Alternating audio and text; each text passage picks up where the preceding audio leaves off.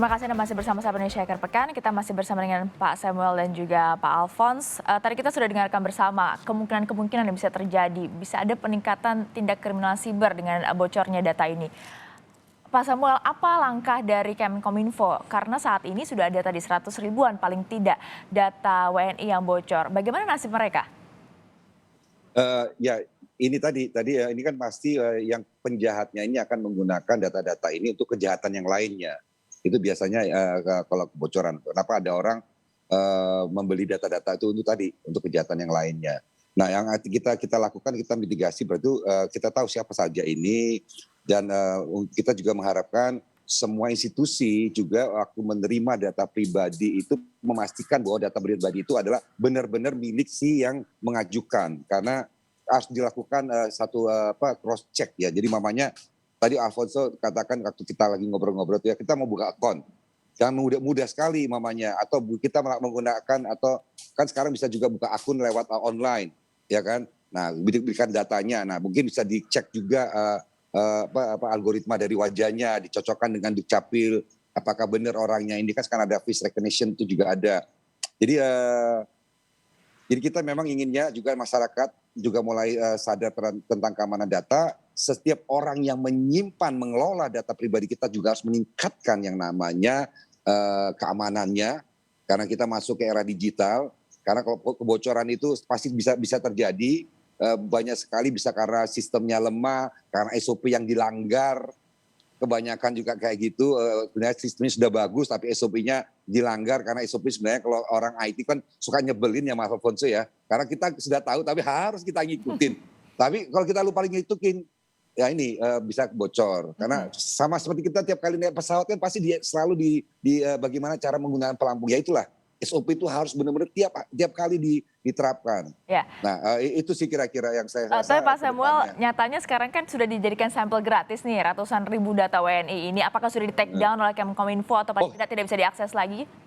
jadi yang untuk website-website yang memberikan teaser ini kami sudah take down, minta take down kontennya. Kita sudah minta ada di tiga ini ya file sharing ya. Kita sudah minta take down. Nah ini juga sebenarnya kita juga sedang membahas hal ini dengan DPR terkait RUU PDP. Ini sangat kita Betul? butuhkan. RUU PDP ini sangat dibutuhkan karena apa juga menjadi pedoman bagi semuanya. Ini kakaknya kami harap dari Kominfo kita bisa segera tuntaskan dan harapannya sih memang tahun ini akan tuntas RUU PDP ini, perlindungan data pribadi. Apa hal signifikan yang bisa dilakukan dengan adanya nanti kalau RUU PDP sudah disahkan, Pak Samuel, dalam kasus Ya, seperti ini misalnya? kalau kasus seperti ini mamanya ada kasus ya dia kan bisa kena denda administrasinya cukup besar. Jadi bukan hanya peringatan dari surat tapi bisa kena denda dan karena ada denda itu corporation biasanya akan meningkatkan sistem keamanannya karena mereka setiap orang tuh ataupun perusahaan tuh tidak mau namanya didenda kan karena dendanya itu bisa besar sekali. Nah dia dengan adanya ketentuan itu pastinya mereka akan meningkatkan. Memang kita ini sudah masuk ke era digital, kita perlu meningkatkan keamanan. Jangan apa namanya kalau ini jangan tidak mau mengeluarkan anggaran untuk keamanan. Karena keamanan di era digital itu nomor satu. Harus punya keamanan yang handal, harus punya SOP yang handal. Itu harus ada effort dan ada dana yang dikeluarkan untuk menjaga itu. Karena kalau enggak juga nanti akan merugikan perusahaan itu sendiri. Ya. Nah memang kita membutuhkan juga tenaga-tenaga yang handal terkait keamanan security, keamanan cyber yang ini yang kita memang agak kekurangan juga. Kita ingin meningkatkan jumlahnya Oke. daripada supaya mereka bisa juga semua perusahaan itu bisa mempunyai tenaga security yang handal di dalam perusahaannya dan mereka mempunyai sistem yang handal juga dan SOP yang handal juga di dalam menangani data-data pribadi yang dikelola. Secara teknis sebenarnya Pak Alphonse, seperti apa sih seharusnya keamanan server atau keamanan data-data digital kita? Saat ini yang Anda pantau sebenarnya sudah mumpunikah atau seperti apa Pak Alphonse? Untuk korporasi swasta dan yang besar yang pernah terjadi beberapa kasus sudah cukup membaik, bahkan beberapa bank saya cukup kagumi lah. Jadi ada beberapa leader yang internet banking atau apa, mereka sudah sangat mengerti dan melakukan itu dengan cukup baik. Ya kan. Nah, cuman memang ini perlu ditularkan ke institusi lain. Salah satunya mungkin institusi pemerintah yang memang mengelola data yang sangat banyak dan membutuhkan satu standar yang baik. Saya pikir misalnya kita menerapkan satu standar itu karena ini skalanya nasional, memang kita perlu satu standar seperti ISO 27001 atau standar yang lain, itu yang mungkin sebagai batu pijakan pertama. Walaupun asal catatan saja, sekalipun sudah ISO 27001 atau ISO pengamanan yang lainnya, itu tidak menjamin bahwa data tidak akan bocor. Jadi itu yang perlu kita sadari juga, ini satu proses. Buktinya apa? Ya kemarin Colonial Pipeline Amerika, mereka ya sudah pasti ngerti banget, sudah jago banget, ya jebol juga gitu loh. Tetapi itu memang mereka levelnya udah level yang berbeda. Katakan mereka di sana sudah SMA, kita di sini mungkin masih SD lah atau SMP gitu. Tapi nggak apa-apa, kita belajar, kita bisa kok cepat mengejar seperti itu. Berarti kalau pengamanan saya tidak cukup, apa-apa saja berarti yang harus dilakukan secara konkret begitu, Pak Alphonse? Untuk pribadi atau untuk korporatnya? Kan banyak. Untuk lembaga kementerian terutama, karena kita bicara data kependudukan, Pak Alphonse. Untuk organisasi, ya mereka perlu meningkatkan SDM-nya. Kita lebih fokus ke sana. Dari sisi infrastruktur, dari sisi hardware, dari sisi software, sebenarnya semuanya kan dapat yang sama di Indonesia, semuanya sama. Yang beda adalah manusianya. Jadi memang perlu dilihat di mana pengelola data ini yang berhubungan dengan data ini dikasih training yang cukup, dikasih pengetahuan yang cukup, dikasih basic security yang baik. Contohnya seperti sekarang work from home.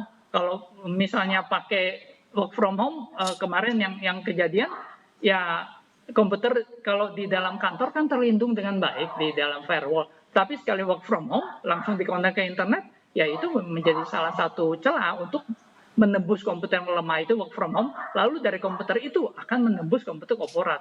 Itu yang terjadi dan itu hal security seperti itu yang perlu diperhatikan. Solusinya seperti apa supaya tidak mudah ditembus seperti itu? Oke, banyak sekali perkembangan. Jadi contohnya seperti next generation antivirus yang tidak tergantung kepada server yang ada di kantor, tetapi dibawa kemanapun komputernya tetap terlindung. Lalu firewall yang konvensional yang mengandalkan perimeter di kantor akan terlindung dengan baik, tapi waktu komputer dibawa keluar dari kantor itu tidak terlindung lagi karena kan sudah tidak di kantor lagi. Ya pakai pelindungan misalnya DOH, DNS over HTTPS atau sejenisnya kira-kira seperti itu. Mohon maaf ini agak teknis ya jadi. Oke, mungkin Pak Samuel, apakah sudah Kemenkominfo juga berkoordinasi atau mengkomunikasikan hal-hal ini untuk bisa kementerian lembaga juga sama-sama lebih meningkatkan lagi sistem keamanannya, terutama untuk data kependudukan?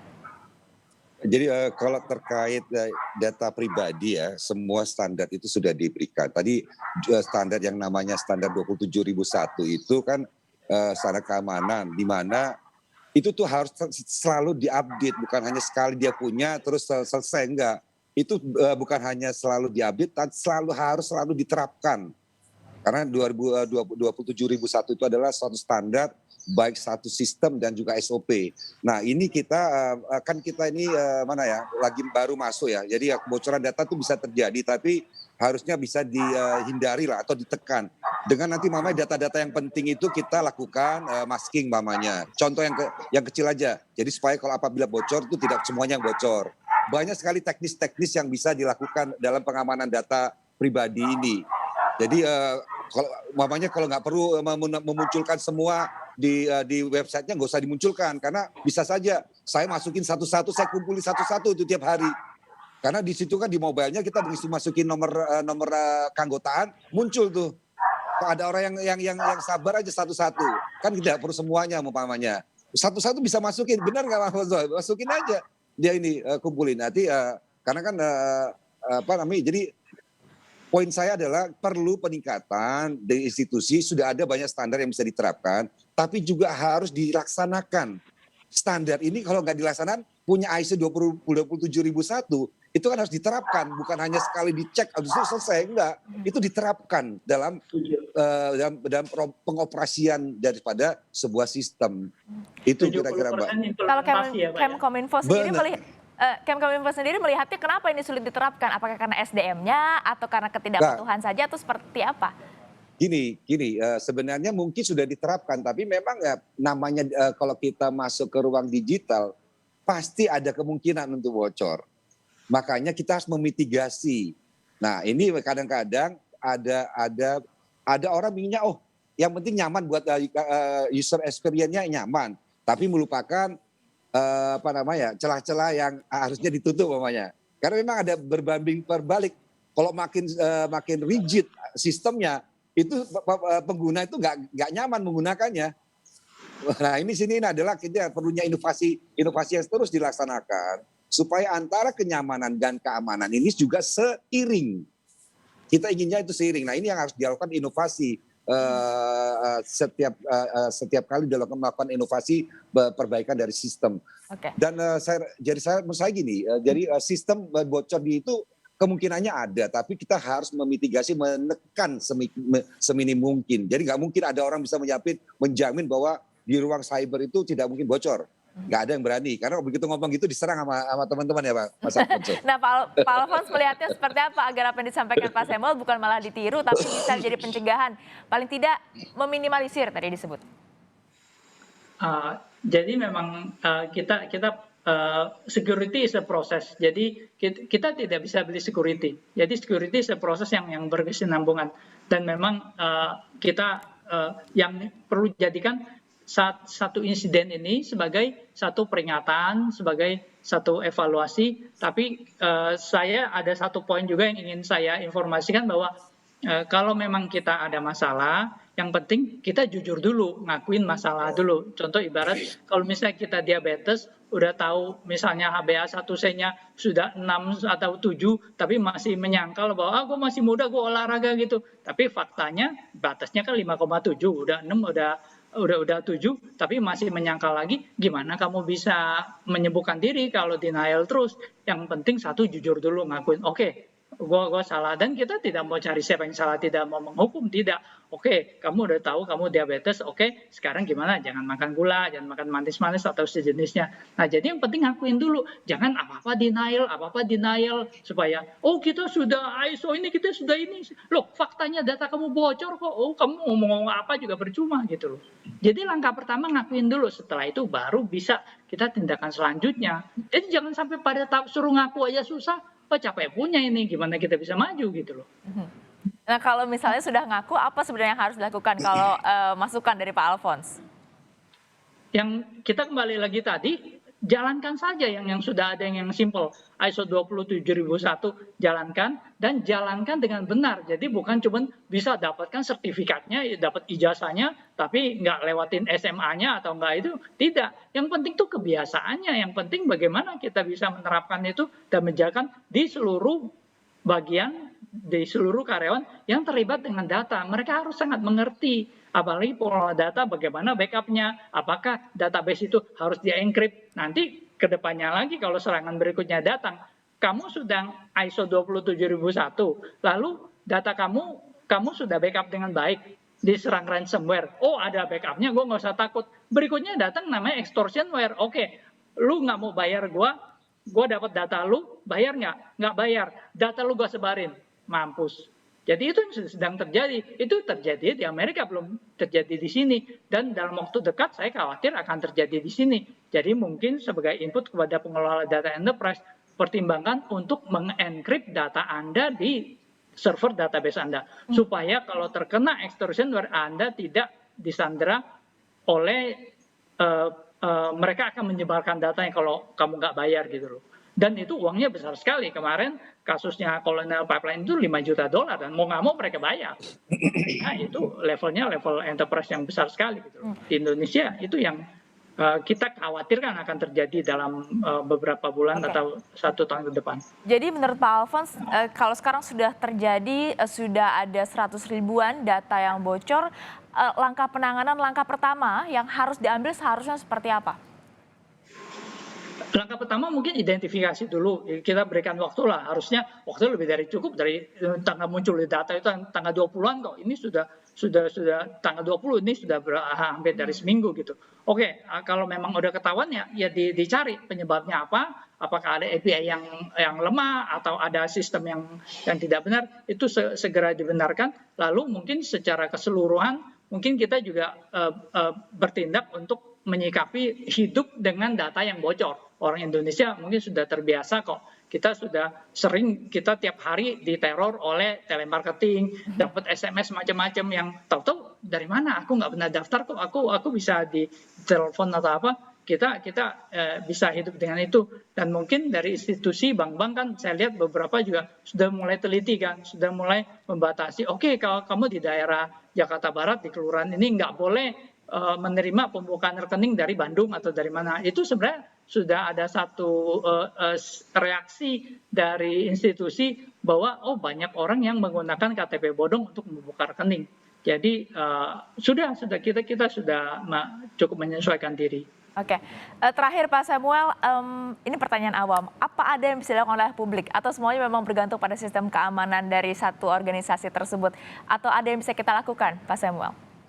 Kalau dari publik yang dengan kebocoran ini sudah tidak bisa lagi karena sudah terbuka ya data-datanya. Yang bisa itu adalah antisipasi ke depannya. Kalau takutnya dari yang kebocoran ini masuk ke sistem data atau aplikasi yang lainnya. Tapi saya lihat dari yang kemarin tidak, itu hanya data-data KTP. Jadi yang tadi yang bisa dilakukan oleh yang pemilik atau yang orang yang beli data ini adalah untuk penipuan sih saya lihat sih, yang untuk yang kasus yang ini ya. Tapi sebenarnya tadi yang saya mau kembali lagi dengan Pak Alfonso tadi katakan, memang benar. Pertama tuh harus identifikasi benar nggak sih ini. Jadi habis itu ya benar. Terus bagaimana kita mengantisipasinya. Jadi kalau jangan terlalu lama, kalau enggak nanti publiknya juga akan bertanya-tanya terus. Jadi kita harapkan BPJS segera, kalau memang bukan, ya nggak apa-apa bukan. Tapi kalau iya, ya bagaimana kita menindakinya. Memitigasi yang namanya risiko-risiko yang berikutnya, supaya kalau enggak tahu kita bocor tapi kita bilang wah enggak kok, nah itu juga nggak bagus ya, karena memang di ruang digital nggak bisa kita mengelak karena semuanya orang kan bisa lihat dan bisa tahu format datanya. Jadi kita harapkan segera dalam waktu dekat ini BPJS bisa memberikan keterangan yang jelas, tegas. Kalau emang ini mereka bisa bukakan, ini bagaimana, kalau bukan dari sistem, mungkin ada dari cara-cara lain, ya nggak apa-apa, kita jelaskan aja di publik. Itu yang kita harapkan dengan waktu dekat ini. Oke, sayang sekali pihak BPJS belum bisa bergabung bersama kita. Kami sudah mencoba untuk mengundang, tapi belum berkenan untuk hadir. Tapi tidak apa-apa, semoga apa yang kita perbincangkan hari ini bisa meningkatkan kewaspadaan publik terhadap kebocoran data pribadi. Terima kasih sekali lagi Pak Samuel dan juga Pak Alphonse atas waktu di Sapa Indonesia akhir pekan. Sehat selalu Bapak-Bapak. Terima kasih, selamat pagi semuanya.